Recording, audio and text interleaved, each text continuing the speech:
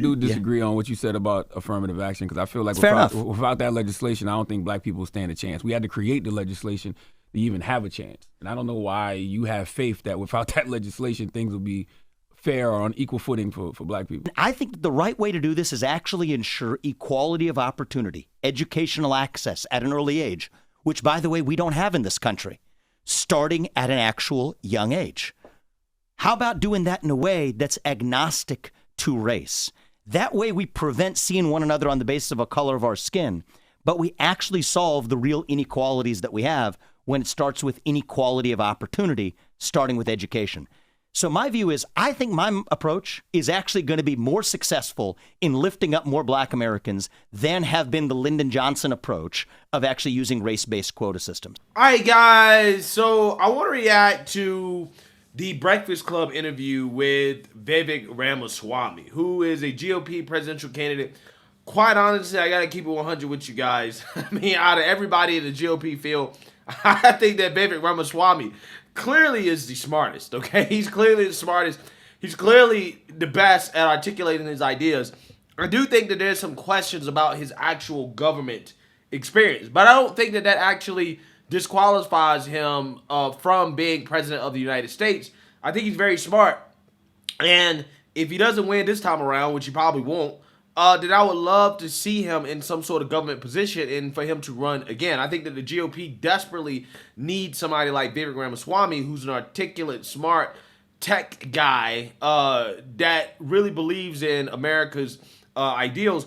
I think that we really need a guy like him, okay? He's non-divisive, and he's just, in my opinion, he's just a great overall contribution to the GOP and the conservative movement, okay? And he went on a Breakfast Club in hostile territory, and this interview was extra hostile, more hostile than it needed to be, because you have a certain segment of black people in this country, not all black people, but a certain segment of black people that really don't like immigrants, especially immigrants like Vivek Ramaswamy, who they see as benefiting from the work that black people did in regards to getting civil rights, okay? And they especially don't like people like Vivek Ramaswamy because he's a conservative so-called person of color, and he is advocating for policies that are actually fair to all Americans. Like, for example, he's against affirmative action, as you saw at the beginning of this video. Charlamagne the God, triggered by the fact that Vivek Ramaswamy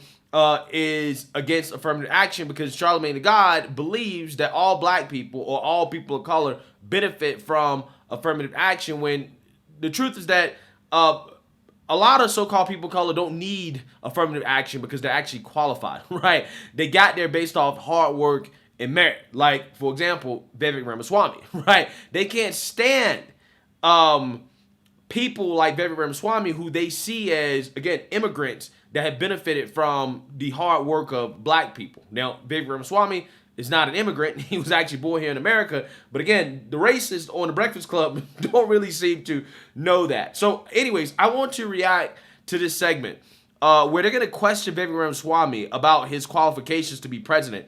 And I just want you guys to notice how extra hostile they're being to this man. When if there was another candidate, if it was a Democrat who was a so-called person of color running for president, they would never be this hostile to that person. So without further ado, let's roll it. Mention, the pride of being an American, and it is to have pride in this country. I'm also a veteran, by the way, for the United States Air Force. So when is it that you voted for the first time? I voted in 2020.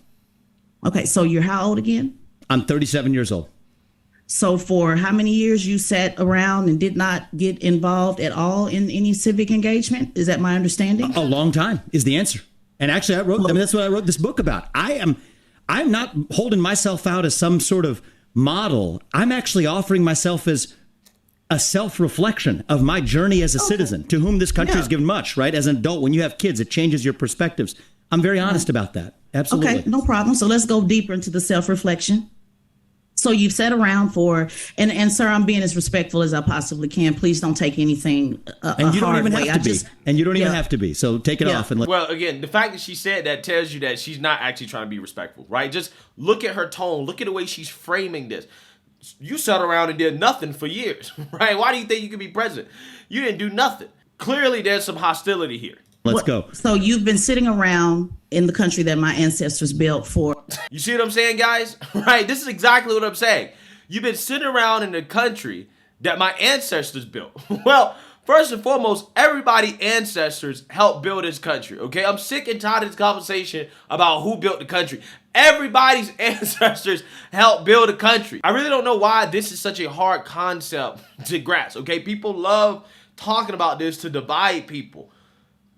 Regardless, the whole point of her saying that is because there's animosity here, okay? There's animosity that Vivek Ramaswamy is a child of immigrants that came over, okay, to this country, okay, and was successful, and he's also now pushing for policies that she believes are not helpful or harmful towards black folks. So this is why she's so upset. This is why she's framing it like this. Again, if this is any other candidate, she wouldn't be framing it like this. For about 20 years, your parents came over as immigrants, brought you over. You made millions, according to your resume, off of this country, and you have absolutely not been involved in civics. One, not voting, and two, let me just ask, because I know you mentioned earlier you don't want to sit around at the debate and talk about accomplishments. Let's make the accomplishments pretty simple. In high school, were you ever a class president or take any leadership role? Because your opponent did, Chris Christie. He was the class president. So have you ever taken any leadership at all on anything, or just... Can I just correct a couple factual things that are kind of important? My parents didn't bring me over to the country. Facts. Facts. I love the way he said that. Again, she's framing this as if, again, this dude is an immigrant. Again, it reminds me of that rant that Amazing Lucas went on when he got mad, right, after Vivek Ramaswamy destroyed Don Lemon when it comes to this conversation about the Second Amendment and the Civil War, right? You know, and how the Second Amendment rights played a big part in black people securing their freedom. Clearly, in that rant, he didn't know that Vivek Ramaswamy is actually not an immigrant. He's a full-blooded American, right? He was born here in this country, right? And again, if he was an immigrant, if he was bought over here from India by his parents, he wouldn't be able to run for president. Again, these people clearly need to take a civics course, okay? You know, the same civics course that Vivek Ramaswamy is advocating for 18-year-olds to take before they're able to vote, right? Because clearly these people don't know how it works in regards to who's eligible to be president and who's not. Because the fact that they just assume that this guy is an immigrant because he's Indian shows you exactly how racist these people actually are, right? They're very racist, okay? They're the most racist people in this country. I was born in this country, and I'm proud of that. I know you were born here in Ohio. Yeah. Ohio. You know, you mentioned no, you didn't. Right? No, you didn't. No, you did not. No, you didn't. You assume this man was bought over here. He's off the boat. That's what they think. I'm saying your parents were immigrants. My apologies. That's all right. You said your parents brought you over to this country. Yeah, my apologies. I mean, they were immigrants, but let's not go down the water hole. No. Let's not go down the rabbit hole because you know I'm a racist, right? You know, let's not go down this rabbit hole. Clearly. She doesn't even know the basic factual information about the background of Vivek Ramaswamy. She's just, again, assuming because she's a racist that he was bought over here. I just want to correct a couple facts, and then the other thing is you were born here in Ohio. I was born in Cincinnati, Ohio. This is after her producers got in her ear and told her, you need to correct this, right? You got this wrong. Her producer in her ear telling her to correct it. That's right. Right. So you've been here your entire life. So the question is. Right.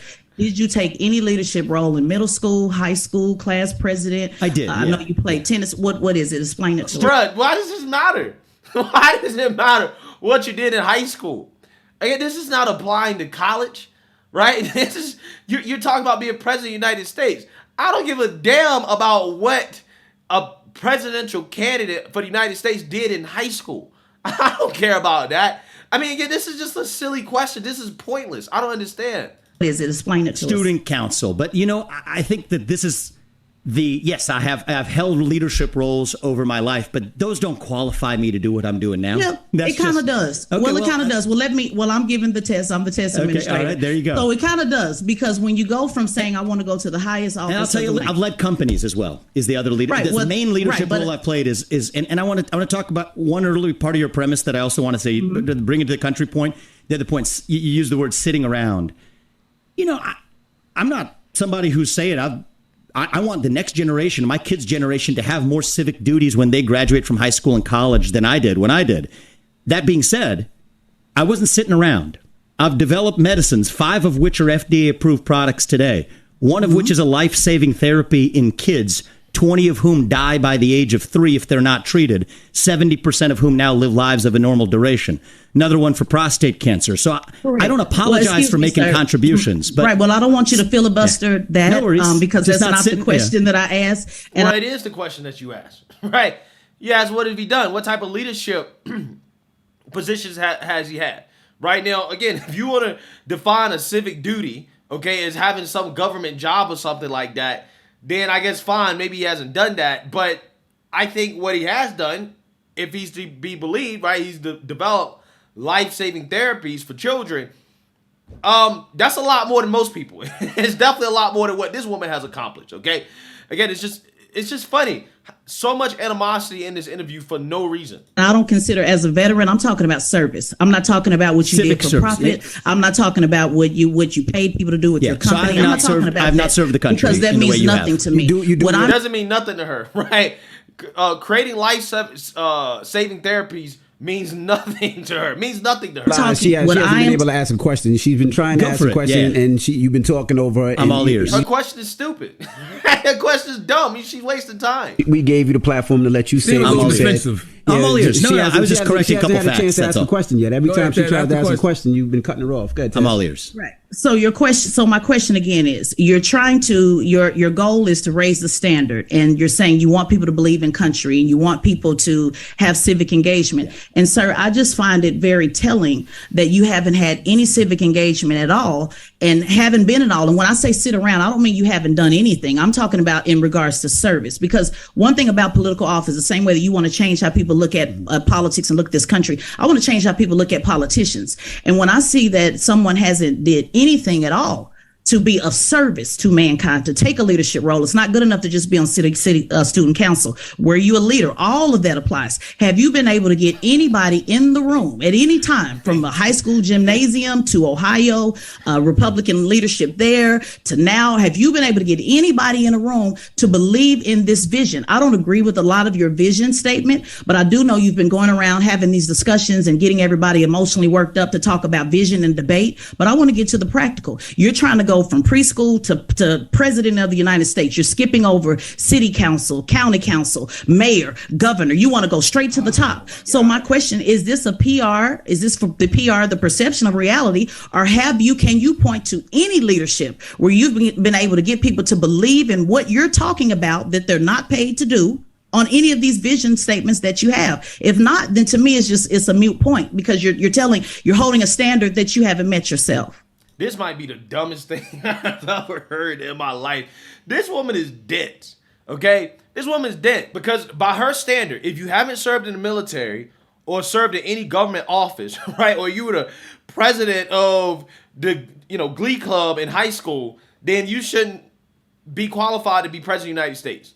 When clearly this person has been a leader of people, okay? You don't become a multi-millionaire, entrepreneur, CEO, lead multiple companies to success without being able to lead people. Clearly, he can do that, right? And that is why he's been so successful thus far, relatively successful, with his presidential campaign, okay? I mean, this guy is beating out former governors and senators for the presidency. Why is that? It's because clearly he can articulate a vision and get people to buy into his vision. He doesn't need to have served in the military or been in office all his life in order to do that. And see, that's what's wrong with politics, okay? She ain't talking about changing any standard when it comes to judging politicians, because her standards for a politician are the same standards. That's like the typical standard for a politician. Most politicians have served in the military. They've been president of, their student council or something like that. They've been in politics all their lives. And that's the problem with politics. We don't need people who've been in politics their whole life. We need a lot less of that. Now, don't get me wrong. Having government experience is important, in my opinion, to a certain extent, because you do need to know how government works. So I do understand that argument. But when you got people who want to be in politics just for the glam of being in politics, just to say, hey, well, I just want to be in office, right? That to me is sketchy, okay? Because when it comes to being a politician, you want people who are serving not because they want to serve. They're serving because they feel like they need to serve, okay? Because they feel like their country needs them. They don't necessarily want to do it. It's because they need to do it. And I think that is a big appeal of somebody like Trump, because a lot of people look at Trump and say, well, he didn't have to run for president of the United States. He could have continued to be Donald Trump and continue to make money. His brand would not be basically destroyed. I mean, that's basically what he's done. He's destroyed his brand in the public eye in his pursuit to become president of the United States. All that would still be alive and well had he not run for president. Running for president has actually hurt Donald Trump financially, and that's why a lot of people look at Trump running for president and say, well, you know, I respect that, because most people in his position wouldn't do it. But obviously he ran because he felt the need to run. Okay, same thing with Vivek Ramaswamy. He's running because he feels the need to run. Not because it's a PR thing, not because he needs this to get rich or to make more money. He's already done all those things. His life would be better if he didn't run for president. He wouldn't have to sit through these stupid interviews from people like this woman asking these stupid questions. So if you're only going to count government service, you're absolutely No, not government right. service. Okay. Student council in the 8th grade, 9th grade, 10th. Were you a leader? Did you do anything to rally anybody? Did you fight for better lunch? I did in the 6th grade with Miss Harris. I'm not talking about government. I can go all the way back from the 5th grade every year, sir, because people who are in service to this country, if you're going to go around saying you want people to believe in this country that I signed up to die for, then I want to make sure that you're holding that same standard. So not government, not political. Let's not get it confused. I'm saying, have you did anything of service that we can point to say he is a good leader, like Chris? And I'm not even a fan of Chris Christie, but he was the student council president in high school. That doesn't mean you're a good leader. That doesn't mean you're a good leader. That just means you got people to vote for you in high school. Okay, that doesn't mean you're a good leader. This man has started multiple companies. Again, he's created life-saving therapies according to him. I don't understand how you don't see that automatically as an example of good leadership. This woman, she's delusional, bro. You're not qualified to be the host of this show, right? What qualifies you to be the host of this show? Because clearly it seems to me that you're not qualified to do this, okay? So have you done anything of service besides yourself that has not benefited yourself? It's just a simple question. Oh, my God. So the acts of service that I have performed are small, so small that I don't even want to talk about them to boast. But yes, have I volunteered for this country? Yes, I have. I've always been interested in healthcare. It's okay to talk about the small things. I mean, these are small things, right? But thank you. Let's just mention Bethesda North Hospital. So it's really a no? No, it's not a no. It's just something I don't like boasting about. I volunteer. We're not boasting. It's an interview. You're boasting on your vision and everything else. I think you boasted on the millions of dollars that you made. So let's just throw it out. So in 6th grade, I'll give you an example. I'll help you out. In 6th grade, Miss Harris was slapped. Let me give you an example because maybe you're confused. In the 6th grade, Miss Harris was snatching papers from everybody in the classroom. So me as a 10-year-old, I went to the principal and said, I'm tired of Miss Harris snatching papers, and I organized the students around getting Miss Harris to stop snatching papers. Now, there was a consequence for that. I got suspended for 5 days for talking back, and I got in trouble. I got a spanking, and I was on punishment for months and months. But that is a simple way of organizing people. So I want you to kind of boast about it the way you did the Bruh, what does this have to do with being president of the United States? I don't understand. I really don't understand. Where is she trying to get at here? Okay, I don't understand. What exactly is she looking for? What is she looking for? Millions of dollars and said what you did with the pharmaceutical companies. What leadership can you point to that you've been able to rally anybody around anything that is of service that you did not pay anybody to do? I think that's important for the next president of the United States. Sure. So I've always been drawn to healthcare. That's why I ended up founding companies in that space. When I was in high school, part of what drew me into it was that I was a volunteer at a local hospital. I actually became the leader of that group of volunteers that actually discharged women who had recently given birth. That was it. Nothing big to it. Did you do anything we can point to stand out? But I want to say something about that because I said he gave you the answer, and you keep asking these stupid questions. You keep asking these dumb questions because you want to try to make this point that you haven't done nothing. You ain't done nothing for this country. You ain't never served. You ain't never done nothing. You never done. He's answering your question. Why are you trying to focus on what this man did when he was in 5th grade? I don't understand. Say that in the book. If I'm being really honest, why did I do that in high school? A part of the motivation, I'll be just brutally honest with you, was part of the motivation was that's actually what allows you to get into a good college when you graduate. Is you want to check the box. So it was about you. So there was an element. So there's that, and I'm admitting that in a way that very few other people do. But I got to be honest about it. That was a big part of why I did it. Yeah, it was about self, and I'm going to be honest, and I'm going to give it back to the guys. I'm going to be honest about it with you. Yep. Leadership is not about self. I agree with you on that. What I just heard is that everything is about you. And to be honest with you, this is just a PR campaign, sir. To be honest with you, and I think you're trying to go further to the right because you want the Republicans to accept you as a man of color. And I think the only way you think you can do that is to be so extreme. I appreciate your opinion with your positions, and I think you need to do a little bit more work in service. I'll give it back to you guys. This woman is a clown, bro.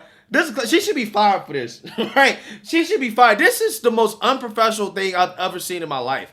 Like, he answered your question, okay, and you're mad because he admitted that he did it, to help him get into college. The same reason a lot of people volunteer, right? I mean, why did you join the Air Force? You didn't join. If they weren't paying you, would you join the Air Force? Would you join the military if you didn't get paid? If you didn't get some benefit out of it, would you have done it? Probably not, okay? The primary motivator for people to do a lot of good things in the world is because they get something out of it, right? But some of the worst people in the world are the people that pretend like they're doing things for other people or solely for other people's benefit when they're actually really doing it for themselves, okay? And then they want to sit on their high horse and try to pretend like they're holier than everybody else because they've done so much service. But the reality is that they've done the service for themselves simply for the purpose of being able to brag about it and to pretend like they're better than everybody else because they did it. To me, that sounds like the reason why this woman joined the military, right? Since we want to extrapolate what people's motivations are for their service, hey, why don't I just come to the conclusion that you join the military simply so you can say you joined the military and then you can, give everybody else a hard time for not doing as much service as you did. It's ridiculous. This is so ridiculous. You failed the test, by the way. Because she did ask me a question, and then you guys said you wanted to hear a response, but I think I heard an expression of opinion. So I just want to make sure you're all done before I respond to it. No, just wanted to say that even then, I would still want you to point out, even at the hospital, something that you did that made you stand out on when actually taking a leadership role. But you already answered it. You said you did it because it was a motivation to get in college. Exactly. Which means it was about you. And I'm being very honest about that. But everything has been about you. So as a veteran, let me tell you something. I appreciate it's very hard for me to follow leaders that make everything about them. So you might want to work on that because there's a lot of veterans and Republicans. So you might want to work on that talking point and maybe do some volunteering while you're on the campaign trail. I'm going to give it back to Charlamagne and Envy. Yeah, I want to be respectful. Want to make sure you got everything you wanted to on the table before I respond. If this was just us, it'd be a lot more. You guys tell me. I'm the guest on your show. You tell me when I'm good to speak. Go ahead, sir. Go ahead. You sure? Mm-hmm. You sure about that? If we're good. Yeah, we're sure.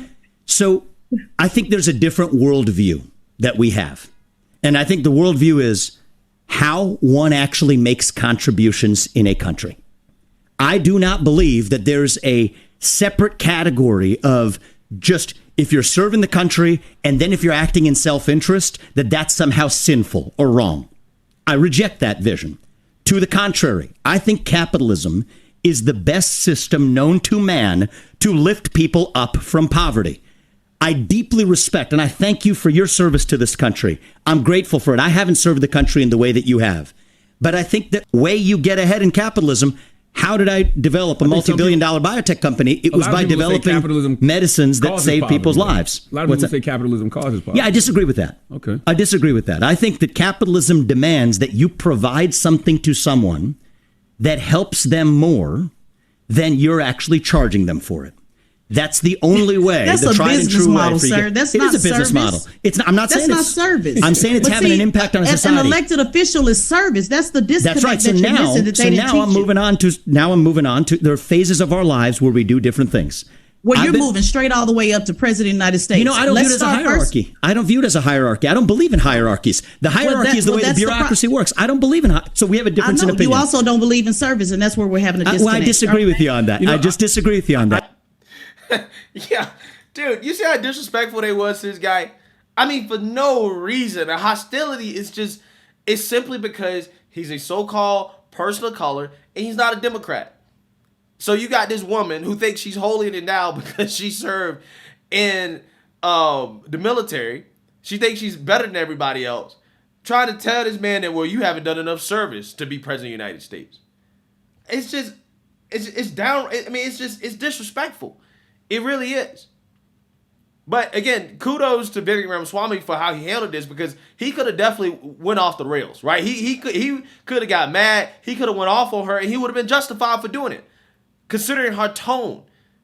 First, she assumed that the guy was an immigrant, right? Clearly, her service hasn't educated her on, basic civics. But anyways, and then she tries to say that, well, you ain't served the country enough. Who are you to judge how much somebody served the country, or if they've served the country enough to be president of the United States? It's ridiculous. It really is. Let me know what you guys think. Make sure you like, comment, and subscribe. Most importantly, share a Black conservative perspective. Peace.